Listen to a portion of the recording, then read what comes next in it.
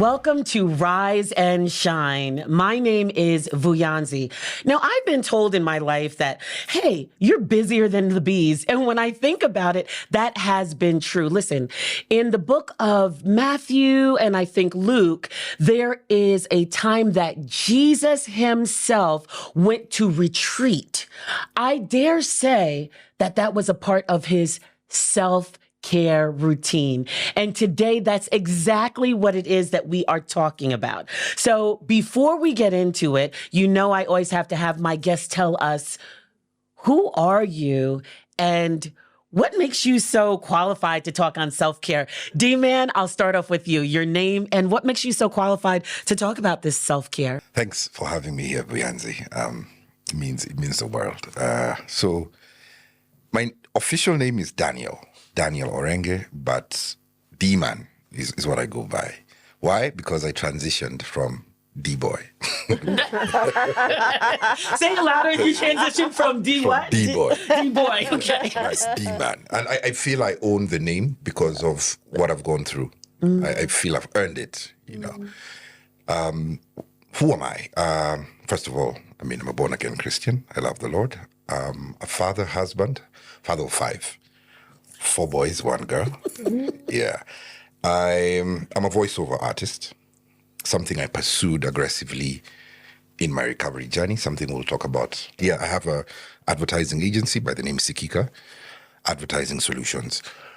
I'm also a wellness coach. I'm the founder of D-Man Wellness, which is a journey through lifestyles, enhancing, empowering great mental, physical, and spiritual health using my story and my voice as a medium of creative expression. So, meaning I am in recovery. No, I'm recovered from alcoholism. I have a history of 12 years of chronic addiction and now 4 years of clean sobriety. Wow, that's just, that's the applause. Yes. That's sign language for applause. That is amazing. And so thank you for being here. I think from what you've just told us, you are very well qualified to be talking with us about self-care. And on the other side of the sofa, we have another fellow coach, Coach CC. Tell us, who are you and what qualifies you today to be here talking with us about self-care? Thank you. Thank you so much for the invitation. The African Optimus Prime. I love that. He was talking and I said, actually, yeah, he does sound like Optimus Prime. So my name is Cici Ojani Bekor, and I say to people, I help leaders and your team solve your personal and professional challenges. And one day, a few years ago, someone asked me, Cici, why do you only work with leaders? And I said, well, I don't only work with leaders, but the reason why I target leaders of all ages, nationalities, cultures, is because that leader is impacting the lives of so many other people. Yeah, so I'm also helping those other people. I've been running my own business now for the last 12 years, but really actively for 10 years. And 10 years later, I still love it. I started off working only on career and leadership, but that didn't last more than, I want to say, 3 months before I realized I need to start talking to people about their lives outside of work because everything is connected. I love personal development. I'm a spiritual being having a human experience. I love it. I even travel around the world in the name of personal development. I've been to places like Thailand. I've done personal development in Australia. I take it very, very seriously and I love it. And so for me, the information that I gather and use in my own life, it's not just for me. I have an impulse to share. And yeah, I've been doing this for 10 years now, and I still love it. Wow, wow. And so what I'm hearing from you is even in working with these leaders, there has to be that element of self-care that comes into it because of the very reason, them impacting so many other lives. Yeah. So we're going to get into this. And Coach Cici, let me just stay here for a moment with you because I know your book, which you'll tell us about a little bit later, is your biography. But what struck me is that a part of it says because you say that it was your journey towards your own self-love. Yes. And so I have to believe, and you'll correct me if I'm wrong here, that self-care has to first start with self-love. In order to evoke the care, if you will. Talk to me a little bit about maybe your journey to self-love and how that connected to self-care. Yeah, thank you. So the book is called I'll Take Some Self-Love With That. And the title really resonates with a lot of people because this is where a lot of people in the world are feeling like I need to start looking after myself in a very real way. So let me share the distinction between self-care and self-love. You can get your nails done. You can get your hair done. You can go to the gym. You can go for walks and bike rides. All that is self-care. But you can do all that without loving yourself. Yeah. So I have had clients who, I remember one lady realizing in the middle of a session, and she burst into tears. She's like, I beat myself up in the gym. I panel beat myself up in the gym, and she looks great. But she realized there was no self-love there. Yeah. So we can engage in self-care, and we need to engage in self-care. Do your hair, your nails, go to the gym, all of that stuff. Do your yoga, whatever it is for you, running, jogging. But there also needs to be self-love. Absolutely. How do you talk to yourself? How do you treat yourself? So I know that blows people's minds. Wait, I can engage in self-care and not be self-loving? Yes. So you want to do both. You want to do both. Yeah? Wow. So my journey, in a nutshell, is I went from being really angry with what I believed was missing from my childhood. And then I got into feeling sorry for myself. So I did the victim thing very well. I've done a good victim. And then after a while, I got tired of feeling sorry for myself. I was in Melbourne, Australia. I was born and raised in Kenya. I went to uni in Australia. And I remember being in my room at Monash University, and I was just like, there has to be some answers. I can't keep doing this thing. And so the first thing I did, and I talk about this in the book, was I got in touch with the counselors at the university. So counseling was offered for free, right?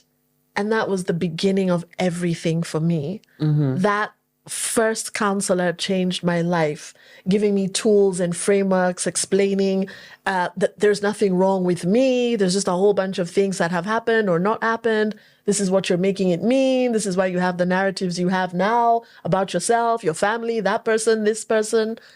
And that started me off on my journey.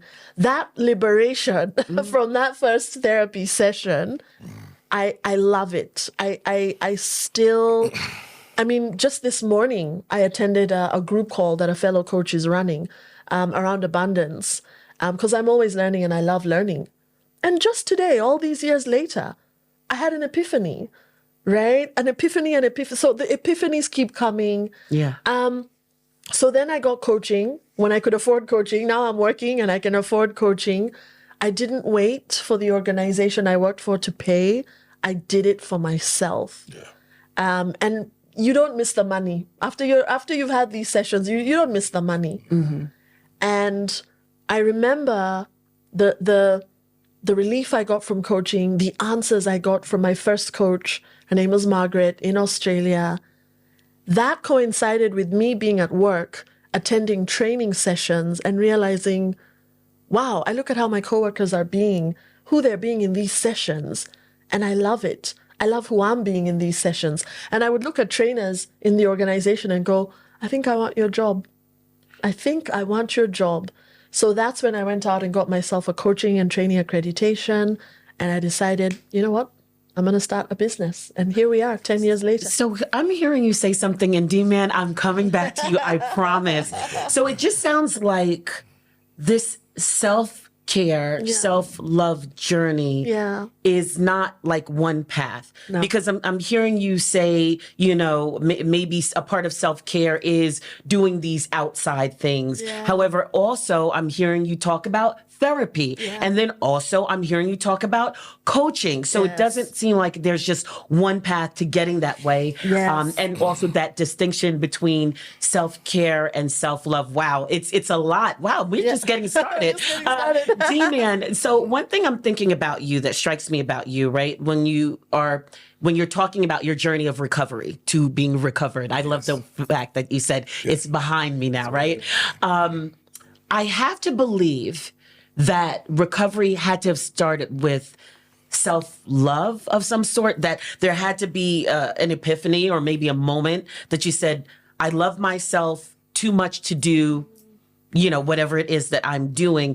And then there has to be some engagement with self-care. Talk about how this is interconnected with that bigger journey of recovery that you've been on. Maybe we can even learn it from a different angle here.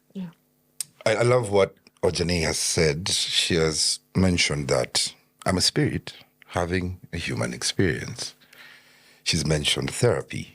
If I was to look at self-care and self-love, I feel, for me, how I'd probably structure it is self-love is spiritual. Self-care is physical. So you have to cater to both. But at times, I don't know whether there's an order to it, but at the end of the day, one has to give way for the other. They have to sort of sync. Like for some men, it's really hard for me to talk to a man who has no background in knowing Christ, about Christ at times, but it's easier to bring him to the gym. And then from there, we are able to develop a rapport and talk about Christ. You get? So even at the gym, I keep saying, you know, we have to be very careful because everybody comes in with their own wounds and people are still trying to heal their wounds from a physical perspective, not from a spiritual perspective. So the spirit has to be taken care of entirely because the spirit is the main product, not the physical. The physical is just a manifestation. So as Ojane said, therapy is key. And even when, like for my case with alcoholism, I remember the few nights before I went to rehab, it was simply God orchestrated because I got to a junction where I had to make up my mind. Here I am, I have two sons. One has just started school, one is about to start school. Then I just gotten my baby girl. And I finally had gotten a job that I was able to keep for some time. And I was doing very well at it. And I was actually deceiving myself that I'm okay. Look, even through COVID, I have a promotion. But I still had an addiction. God allowed this because he knew I needed to lose something again. He needed to take it away. So when my job went, I thank God because he used my boss who told me. He asked me a question. Daniel, I saw you with this challenge in 2018 when you joined and you said you don't have a problem. I'm going to ask you this in 2020. Do you have a problem with alcohol? And I said yes, hoping that that would help me keep my job. He said, go get help. But as a boss, I'm going to let you go. But if you go get help with evidence of a 3 months treatment program, we may consider taking you back. I needed that. So at that point, as I was walking to the road, and I remember him telling me, take this positively. And he himself wasn't sure about what he was talking about. I thought about my life. I thought about how much have I lost through all of this. Then I started asking God questions like, why have you given me all this weight to carry? Why do I deserve this? You know, then I started thinking about my children, started thinking about my wife, started thinking about what next? Then some boldness came into me and I said, you know what? I don't know what rehab is because it's very stigmatized. I don't know what it is. I'm going to do this. That's what concerns me. God, you know the rest.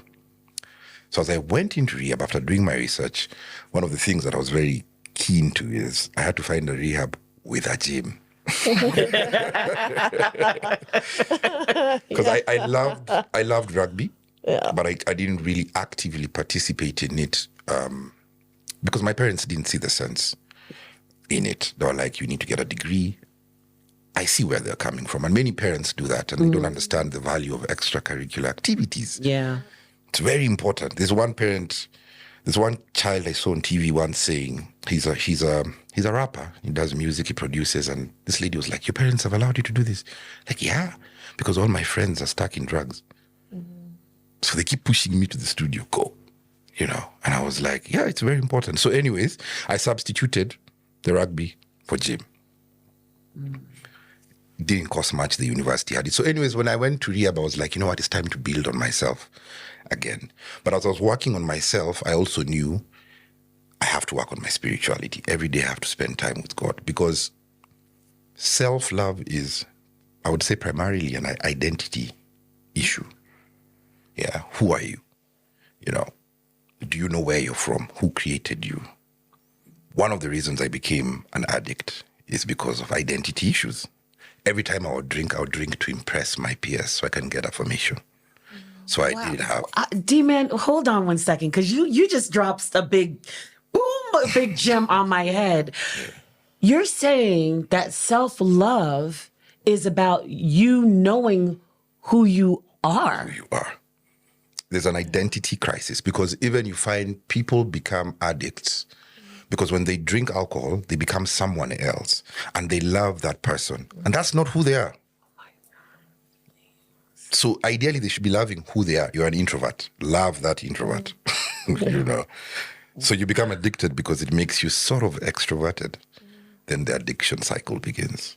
You get? So there's a lot of identity crisis because we don't remember who we are. And this has a lot to do is because we think we are just flesh and we're spirits. And we have an origin, They say we are made from love, by love, to love. So that love component. Wow, okay. Both of you, this is amazing. I'm wondering, right? Because what I'm hearing from both of you is there was some sense of you in your college dorm room, Coach Cece. You, D-Man, when you said, oh, I got my kids and my wife and all this, that you came to a point where you knew that somehow some self-care was needed. And you've told us, D-Man, that it's spiritual and it's physical, that physical component. Yeah. So if someone's listening or watching today,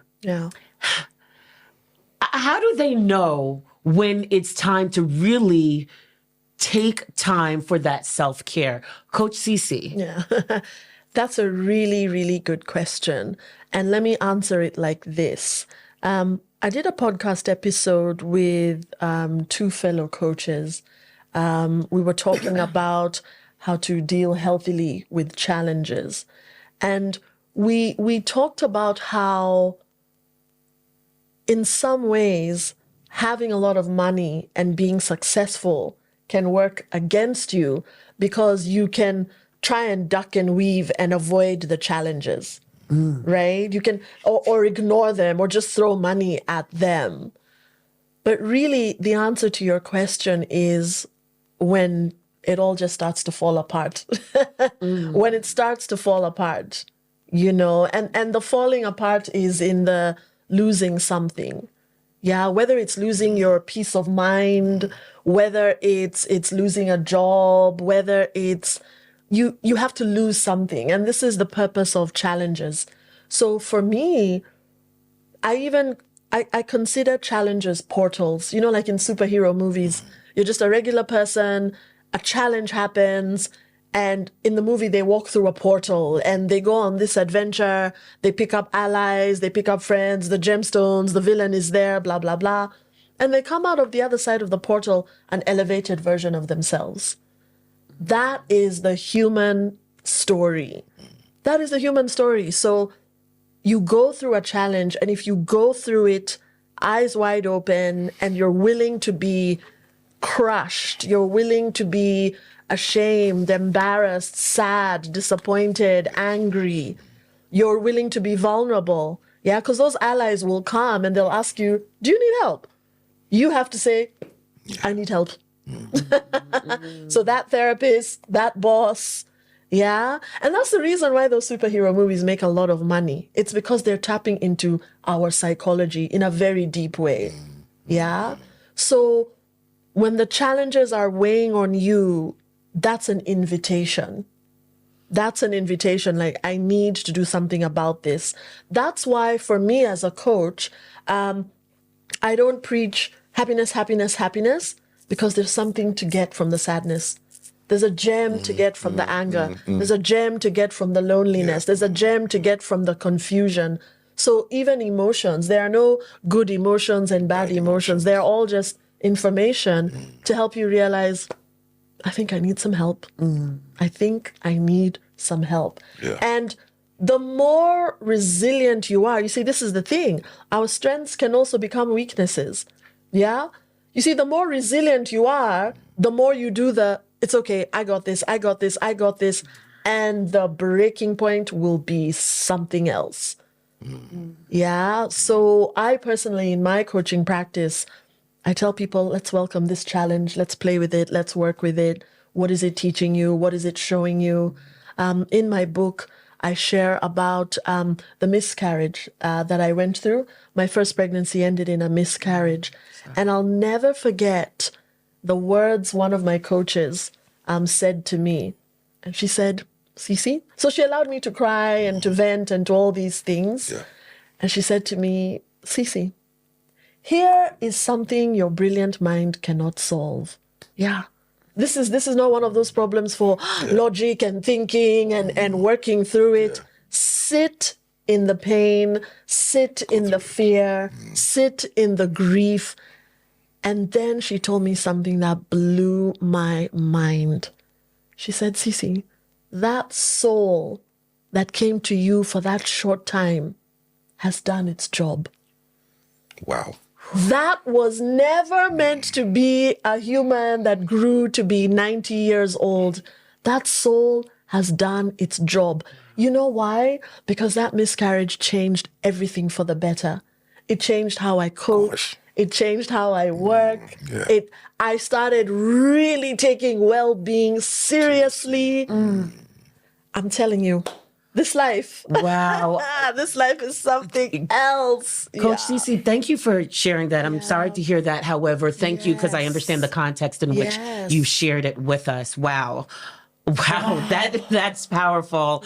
And I always have to keep talking. I just want to bask in the power of what you just said, but I have to keep going. And D-Man, like, I see you there, and please, you can build on whatever's coming to you, because you've talked about a identity. You talked about spirituality and the physical part of this. How does one know? I mean, you're coaching a lot of guys, right? That's primary. Yeah. How do they know when it's time to really, I guess they've come to you. Maybe that's an element of self-care, Yeah. but how do they know that it's really time to lean into that self-care for themselves? First, I gotta say this. Every time this is like a free session from Coach Cece. Talk about perspective. That soul has done its part. That soul has done its part. Who would look at things that way? I know. And the balance between it's not about happiness, sadness is key, how we look at them. We need to embrace. It's beautiful. When is it time? I think our upbringing as men, we need to change. Like, I've been reading a lot about, not even reading, just stumble across information where this dad and his child are at a supermarket, and I think they were with someone else, and the child started making too much noise, pulling a tantrum, and fell on the floor. The dad was going to wake him up, and they was to leave him alone. Let him cry. Let him deal with his emotions, And many men, we grow up, we have been, it's a false narrative that we have to be very tough. And that is what postpones us from getting help. It's hard. We're like a tough shell to crack, And when Coach Cici was just talking about, when you're at that point, for ladies, you easily meet up, talk, become vulnerable, heal. But for men, we do not want to accept. It's like we're trying, weakness will be shown. And through my journey, I've realized why my journey, thank God, is successful, is because I have become vulnerable. Whoa. Very vulnerable. Did you say you as a man Yes. has become what? Very vulnerable. Wow. And it doesn't start, it didn't start like the way I can talk about alcoholism here. I can also talk about pornography because I've battled with pornography. It started with one step. Accepting that I have a problem, And I keep on talking to many. Maybe when I go to rehabs, I find guys who still have this wall that they're okay and they're not. But it takes me to come and talk about my story for another man to hear and say, you know what, you're right. I have a problem. So for many men, we need to change how we possibly see strength, because crying is not weakness. Accepting you need help is not weakness, it's strength. It's strength. We have been raised not knowing that. And it's very important when you see even your son crying, allow him to cry. Then when he finishes, then you deal with what was the issue. We need to be able to do that. And at that particular point, because as Cici said, life will keep on sending you these challenges, I was asked, do you need help once? I said no. And it kept on getting worse. And I kept on going through. There's a time I was admitted at HDU, and my wife would tell me, let's go see this doctor who is a specialist. And I'd say, no, I don't have a problem, because probably of how I viewed alcoholism, the stigma around it, and what other people would think. So I think these conversations are very important, especially for men, because many men, when they say when a man gets there's a picture I saw of this man who has gotten home and he sits in his car for another 10 minutes. What is he doing in the car for another 10 minutes? Reflecting on many things. I think we are all at that point where we know we need help, especially for men. I can speak for men. But we just need a small extra component to allow us to do that next step. Stories like this, men just need to be vulnerable. Because from that is when the process begins. But as long as you're very rigid and your ego and pride is in the way, it delays. It delays. And I thank God for this opportunity to be able to talk to as many men and share my story. Because for me, it's not as wow or powerful anymore because I'm used to it. And I keep on hearing others saying, wow, you're so honest. And I'm like, I think we all need to be. Yeah. I think we all need to be. What's up with you? And I think they say when you ask somebody, how are you doing? I'm doing good. Out of 10, 5, 4. Let's find out, let's be a bit more determined to know each other's state, not passive. Men, we are very passive about some of these conversations, and we are suffering and struggling at home. So I hope, some of these things will be able to break the ice in men out there so they can start this journey. Yeah. So both of you, as you're talking, right, I'm hearing the honesty, I'm hearing integrity, I'm hearing that we have to be honest with ourselves and where we are, even when it doesn't feel good. Yeah. So that is what I'm hearing from you. And wow, we're talking about self-care, but this has gotten so critical in how important self-care is. Now, on the other side of the break, I want to start, you're kind of tapping into it, but really looking at culture. I mean, I know we're here in Kenya filming this, but African culture, there's some commonality about how hard you work and what might be some things we're thinking about as far as self-care. So for everyone, I hope that you have joined the conversation. Let us know in the comments what is resonating with you. Maybe it's time for you to be honest about your self-care, about your identity, about your self-love. We want to hear from you. So we will talk more with our two guests, and I'm loving this conversation on the other side of the break. We are living in a lost and broken world, constantly bombarded by messages of hate and atrocities. But with God, we can overcome. Find hope and restoration on the go through life-changing shows on the Family Media app. And then you will lose yourself and gain the world. And Jesus said, what good is it? Get to stream Family TV and Family Radio straight from your phone. Catch up on a show you missed or create video streaming playlists by saving and watching videos from our huge variety of shows at your own convenience. Download the Family Media app, available for all Android and iOS users on the Google Play Store and Apple Store, respectively. Family Media, keeping Jesus on the airwaves. Welcome back to Rise and Shine. Make sure you join our conversation. You can join by text by texting 20316. You can also join the conversation on WhatsApp 0786 316 316. And if you'd like to become a partner, we would love your support. You can text the word partner to 20316. Now, we're getting back to our conversation around self-care. And I would love to shift into some of the how does our cultural standards impact our self-care practices? And so, D-Man, I'll actually start with you on this one. There's obviously the good side of culture.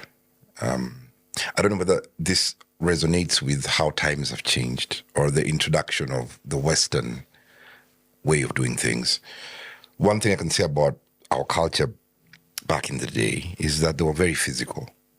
That helped with sort of self-care. I don't think it was even intentional, but it helped with their mental health. And when you say physical, what do you mean? Activities.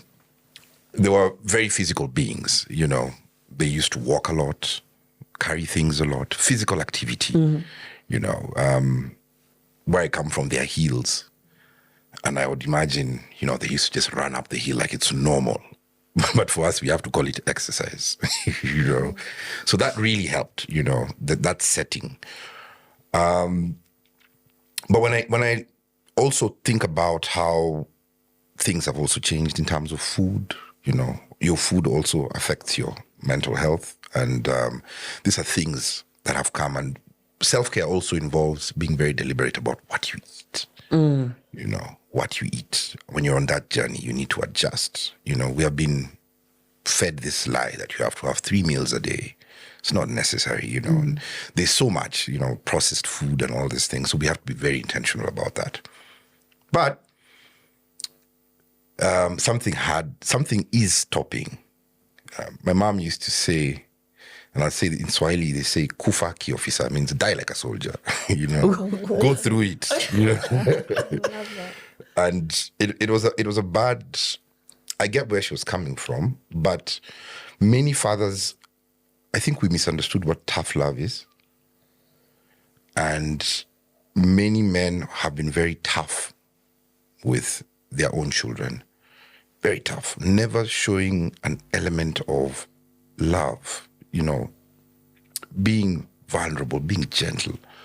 So you've had that going on for generations, and like when I look at my case, my dad was raising us, he was very tough. And he probably was like that because his dad was very tough. And the truth of the matter is, being a comprehensive man needs you to be able to show some softness. It's very different.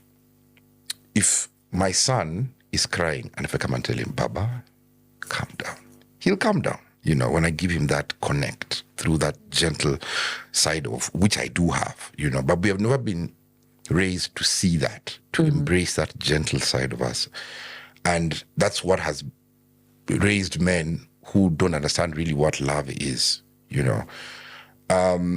Culture has taught us not to expose weakness. Example, my son, and I always use this because I must say it for other fathers out there because it's a very important conversation. One of my sons was wetting the bed for some time.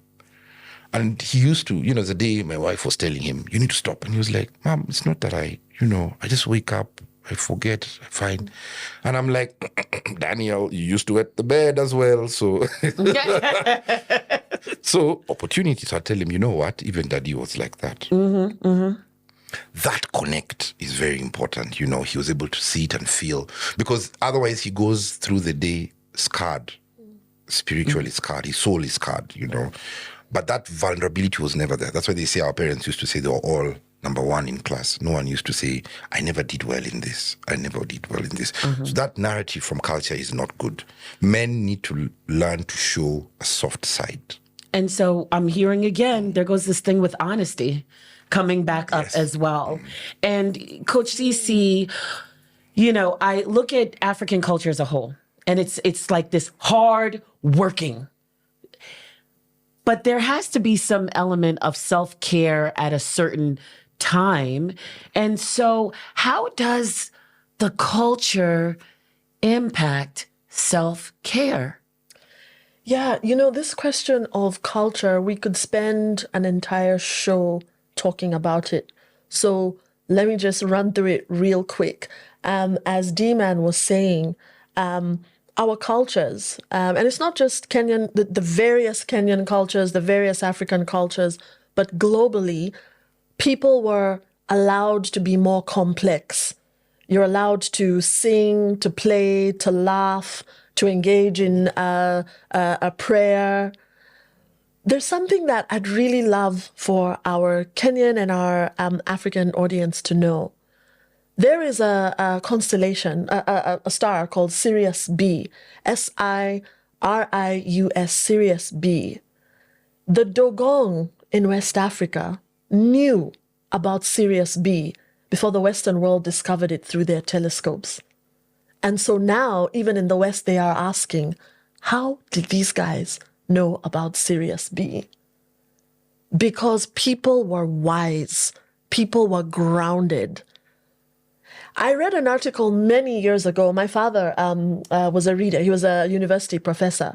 I read an article in National Geographic many years ago that said light pollution can contribute to depression. Why? Because you no longer get to go out and look up at the stars. Because when you look up at the stars, you realize life is bigger than this little problem I have. But light pollution covers up the stars. So being grounded, walking barefoot every now and then, going to, well, now we have to go to parks, gardens. I like going to Karura Forest here in Nairobi. Our culture allowed us to be more complex, and human beings are very complex. Yeah. And one of the reasons we struggle with our well-being is because we are trying to fit ourselves into some very, very narrow boxes. Yeah. So I like to say to my clients and my friends, allow yourself to be complex. Allow yourself to be serious when you're doing that project, but you can also laugh during the project at work. And that's, I like to bring a lot of humor, for example, in my workshops.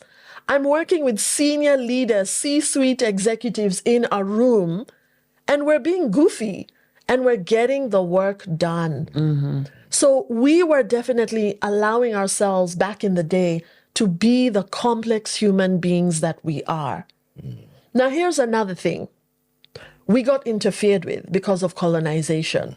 Yeah, it is what it is. It happened, right? It's still happening. Yeah. That's a story for another day. Let me give you a very specific example of how colonization messed us up in terms of our well-being. Yeah. The idea of going to a location where there is only drinking, aka a pub or a bar, that is an introduced idea. Interesting. We got that from the British. Because in African culture, alcohol was consumed responsibly at events, weddings, this, that, and kids were not allowed to consume the alcohol. It was controlled. So now I can build a venue called a bar, and all we're doing is drinking. Interesting. That is a direct and specific example of how colonization impacted us. Okay. Yeah. So one of the things is I'm hearing you say that oh my goodness, dropping history too. I mean, not only the gems around self-care, self-love, but historical context as well. So both of you have begun to hint at this. And I heard you say, Coach Cece, earlier that the challenge many times brings you to the element of self-care. So people are listening, people are watching, and maybe some are saying, okay, you're talking about all this self-care and I'm hearing bits and pieces, but how do I begin to build a self-care plan or a self-care strategy? So I really want us to shift into that. If we can move towards some practical things that people can walk away with. And I always say to the listeners and to the viewers, I hope they have their pens and their notebooks because gems are dropped here that they can really take away. So D-Man, someone listening and watching, how do they begin to build a self-care plan? Going back quickly to when I stepped into rehab, there's something I once watched on a movie, and this guy said, "Success is not a destination, but a daily routine." So I was like, okay, so what is success? And for me, I was very cognizant of my spirituality. I mean, I used to have this book, The Daily Bread. Many people know The Daily Bread. Yeah.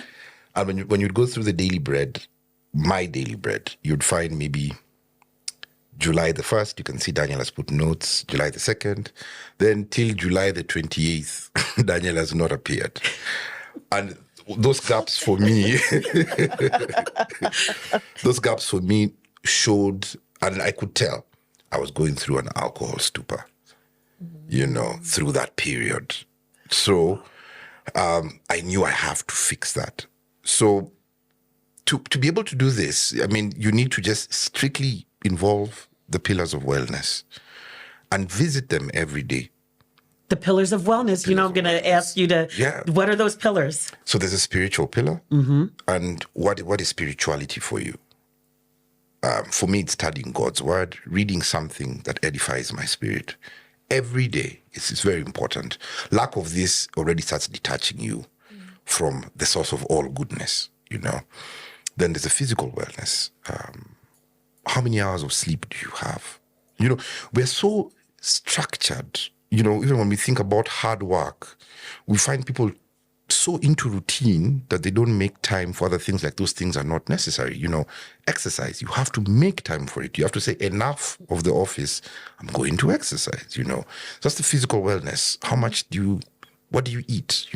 Take care of that. Then there's other things. There's intellectual wellness. Are you feeding your brain? Are you reading a book? Are you doing that as well? Then there's the vocational wellness. Are you taking care of your work? Then there's gifts. Do you know your gift? Yesterday I was asking this lady at the counter, what's your gift? She was like, I'm actually, you need to find out. Because the word of God says your gift will bring you before kings. Yes. So you're definitely not going to meet kings this way. You need to know your gift. So there are, if anybody Googles wellness pillars, they're there. Then there's the community, social wellness. Who do you interact with? Can you rate the sort of conversations you have? Do you have authentic conversations? I keep on saying there's a friend of mine who keeps texting me once in a while and he goes like, hey, could you send me 2,000 bob? And I'm like, gosh, okay, yeah, I'll send you. But I'm like, where you are with those people, that's not a conversation you can have. So who are you hanging around with? You need to work on that. You need to have the right circles around you. So those are the things you need to be checking up on, because anytime you feel something is not right, you can be able to tell, I think I've not been reading God's word, or I've not gone to the gym in a while, or I've not sat down to spend time with my family, or I've not done this, So that's what you can create some sort of plan around that. And I also help people create such kinds of plans. Okay. So really, I'm hearing you say, D-Man, that we kind of divide ourselves into the pillar, not divide ourselves, but we look at the pillars and look at each area of our lives and begin from there. Yes. That's what I'm hearing. Working on them. You'll always see where there are gaps and what you need to work on. And immediately you start working on it, you find you're starting to become a different individual. Yeah. It kind of, both of you maybe can relate to this. It kind of reminds me of the wheel of life. Where sometimes you may have your clients fill out this wheel of life, and there's different categories about where you are versus where you truly want to be. So I'm hearing the self-care routine starts with those wellness pillars. Excellent. Yeah. Cece, for our folks that are listening and watching, how do they begin starting this self-care plan? Yeah. Well, the first thing is knowing that you're not alone in your pain. Knowing that you're not alone in your pain. That's number one. Because when you feel alone is now when we start doing funny things like keeping quiet, putting up a front. You're not alone in your pain. The second thing is find a friend. All you need is one friend that you can be vulnerable with. And I coach both men and women as well. And I tell them, just one friend. It might even be an acquaintance, somebody who you just feel, you know what, I think that dude will understand. I think that lady will understand. And just share openly and honestly. And tell them, I'm not okay. I'm not okay. So I have, with all my different friends, my close circle, I asked them, look, can I call you when I'm not okay? Yeah, can I call you when I'm not okay? And they all went, yeah. And actually, can we call you when we're not okay? So normalize, I'm not okay. Yeah. Some days I'm great, some months I'm great, some seasons I'm great. Let's normalize not being okay. Yeah, because again, you're a complex human being. Okay? And then the third thing is being very specific about asking for help. Yeah, I need help. Do you know a therapist? Do you know a coach? Do you know a pastor? Do you know, be specific about asking for help. But that very first point about be okay with not being okay, find a friend, very, very important. In fact, those are the only two things you really need to know, because everything else will come from there. Everything else will come from there. And it's okay to not be okay. It's okay. Wow. Yeah. So I'm hearing even bringing in the support of others and, lean on me, Yes. when you're not strong. Yes. So now you've talked about these plans, but D-Man, you mentioned something earlier, which is a reality. You said there were those times you'd see where you've taken all the notes and then all of a sudden there's nothing there. So as much as we're talking about people creating self-care plans, we know there's the element of consistency. I'm sure both of you, as I have seen with clients, where they start something and they don't continue on with it. Yeah. So how do folks really root themselves and ground themselves into these plans that they create? D-Man? All right. Quickly, they could, number one, understand the value of what you're doing. You have to attach value to it. I keep telling people, the reason you don't exercise as much as you need to is because you don't attach the value to it. Okay, I'm going to stop it right there. Yeah. How do people attach value? So explain that to us. That's very coach speak, and I know what you mean, but help people to understand. Okay, for me, I look at it from an addiction point of view, but not everybody has gone through what I've gone through. There's something about exercise that brings out the best version of you, the endorphins and all that. And an example I like to give is they say, don't try and cut down a tree with a blunt axe. Spend time sharpening the axe. So why don't you spend time working more on yourself than on your job, So exercise helps with that. So I know it's better for Daniel to be fit, healthy, looking nice in a business meeting than Daniel who is tired, angry. So I know the value of the exercise, what it puts on the table, So attach value to it. When you attach value to it, then you'll find yourself, developing some level of consistency because this is very important. If you don't have that, people come to the gym or exercise for different reasons. Others are aesthetics and this, and it's fine. But attach some value to it. Then you will develop the consistency. Don't just do it because D-Man has said. Do it because there's an important reason for it. Like I say, I want to exercise with my grandkids, So I'm seeing that far. But it didn't happen on day one. Over time. Community. Join a community. I joined Bible Study Fellowship for a reason. Because we meet every Monday and everybody has to talk about something that you've read. Accountability. So you need to be able to have that if you're going to stay consistent through it. Be intentional about joining a community. So somebody else will nudge you and ask you, have you woken up? Have you done this? What did you read? Have you gone to the gym? What have you done? How's the journey? We need that because it's not easy. It's not easy. But over time, the results will push you to continue. It's hard at the beginning. So is everything. But over time, when you see the results, you'll find the consistency coming. And then another thing, it's okay to mess up. It's okay. I've not been to the gym for. Is it? Yeah. It's okay to mess up. It's okay. Okay. It's okay. Fine. Yeah. Give yourself some grace. Yes. It happens. You'll find somebody beating up themselves. Oh my God, I've not been to the gym for a month. That is fine. Why didn't you go for a month? Let's deal with that. Now get back. Yeah. It's a lifetime journey. Yeah. Yeah. It doesn't have a time cap. Okay. All right. We're getting some tips on being consistent. Now, Coach CC, I know when working with leaders, there have to be those times that the leaders are like, well, I'm just too busy to keep up with it. But what is your anecdote or Secret your sauce. prescription for helping people to remain consistent with their self-care plan? Yeah, I love this question. I have a very low dropout rate in my coaching program. And the reason why, authenticity. Tell yourself the truth. If you don't like the gym, tell yourself the truth.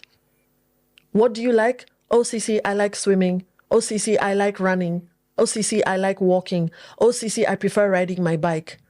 Then ride your bike. You see, when you're honest with yourself, you don't even need to psych yourself up because you genuinely like biking instead of gymming. You genuinely like gymming instead of yoga. It starts with authenticity. I don't have to psych myself up to wake up every day and work. I genuinely like my job. It's called intrinsic motivation that comes from inside. So you want to ask yourself, what do I really like? What do I really want? And this happens, this applies across the board. Across the board. And the second thing is know your triggers. There are certain personalities that trigger you. It's okay, just be honest. Yeah, know your triggers. Yeah. For me, my triggers are things like if I don't sleep at the right time, things just start going downhill. And this is that attaching value. I want to have a good day tomorrow, so let me go to bed but for me, it's 10 o'clock. 10 o'clock is the right time. Sometimes I'll find when I'm studying, when I'm absorbing new information, I might stay up late, but I'm not beating myself up because I'm like, this is a season and I know why I'm doing it. And I end up going right back to sleeping at the right time. Know your triggers and be authentic. I love this because both of you have come from such different, I would have never expected to really hear what I've heard about staying consistent with the plan. So that said, we are coming to the end. And I know that people have heard both of you and people are like, well, where can we keep in touch? So I'd love for both of you to end us off with just about 30 seconds, your parting shot, what's your parting words, and then where they can get in touch with you. So D-Man, you first, your parting shot and where people can find you. Something I once heard, and I keep on sharing it, and it says, work harder on yourself than on your job. Work harder on yourself. Improve yourself on all the pillars that we have said. Sharpen that individual, because the rest falls into place. We're spiritual. The rest will fall into place. Many a times we focus on just our jobs. And we struggle because there are other elements of who we are that are asleep and they need to be woken up. Ever since I got out of rehab, I remember all I had in my hands, because I didn't get back my job immediately, I got it later, was voice acting. And I ran with it. Little did I know that God was telling me, yep, now my son is the time run Wow. with this. So we have lots of gifts and talents in us that we don't, because we don't see the monetary assignment that it will, or what it will do for us in terms of finance. We sit on them, and yet they bring some level of joy. You like to sing, go sing over the weekend, sing in the shower, sing, don't stop, keep, because that is you. So work harder on yourself than on your job. The rest will fall into place. Okay. If you want to reach me, I'm on TikTok, I'm on YouTube, I'm on Instagram, I'm on Facebook, I'm on LinkedIn. Recently, I joined X. Just look for D-Man Orenge. All right, thank you. And 30 seconds, parting shot, Yes. and where can people find you? And also, you'll tell us about what's next for you, too. Yes, thank you so much. So my parting shot is this. We've all been through trauma. We have all been through trauma. There's nothing wrong with you. There's that stuff that happened to you or didn't happen. Just get the help. Just get the help. I've also written a book. Ah, excellent. I'll take some self-love with that. It's an educational memoir. I share my stories as well as tips on relationships, marriage, business, how to make peace with your past. Just Google Coach_CC Ojany, CECEOJANY. Page 1 is all. Yeah, I've seen it. I've Googled you and I've seen it. She's right. She's right. So thank you both for being here. And to those of you who've been listening and watching today, we've heard so much as it pertains to self-care that number 1 is about being honest with yourself. Number 2, in no particular order, is about loving yourself. Just because you're caring for yourself doesn't mean that it's an automatic loving for yourself. Also, we know that self-care has to be consistent. And you've heard some ways in which you can be consistent too. So thank you so much for joining us. Keep shining. I am Vuyanzi. This has been Rise and Shine. Thank you for joining us.